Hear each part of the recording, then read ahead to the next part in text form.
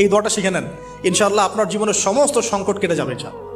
আমি নিজেও এই দোয়াটা বেশি বেশি করার চেষ্টা করি। দোয়াটা হচ্ছে, মুসা আলাইহিস সালাম একটা গাছের নিচে হেলান দিয়ে বসলেন, বসে দেখলেন দুজন মেয়ে দাঁড়িয়ে আছে দূরে, পানি নিতে পারছে না, লোকজন পানি নিয়ে যাচ্ছে, ওরা দাঁড়িয়ে আছে বেচারি। মুসা আলাইহিস সালাম গিয়ে বললেন, কি সমস্যা আপনাদের? তারা বললেন যে আমাদের বাবা অনেক বৃদ্ধ মানুষ, আমরা পানি নিতে পারি না যতক্ষণ না আমাদের কম পানি নিয়ে চলে যায়। তো মুসা আলাইহিস সালাম একটু বললাম না, ফিজিক্যালি খুব স্ট্রং ছিলেন, থাকে না বডি বিল্ডার, সামনে গিয়ে কথা বলে সরো পানি দিতে দাও, তখন মানুষ একটু মূল্যায়ন করে না। তো মুসা আলাইহিস সালাম এভাবে পানি নিয়ে দিলেন এবং বাছুরদেরকে পানি পান করালেন, করিয়ে গাছের নিচে এসে বসে আছেন। বসে বসে তিনি দোয়া করছেন, এই যে দোয়াটা তিনি দোয়া করছেন, রব্বি, একটা নেক কাজ করলেন, নেক কাজ করলেন না, মানুষের উপকার করলেন, নেক কাজ করে এসে গাছের নিচে বসে দোয়া করছেন, আল্লাহ এখানে তো আমার খাবার পানি বাসস্থান কিছুই নাই, আমি কি করব? রব্বি ইন্নি লিমা আনজালতা ইলাইয়া মিন খায়রিন ফাকির, রব্বি ইন্নি লিমা আনজালতা ইলাইয়া মিন খায়রিন ফাকির।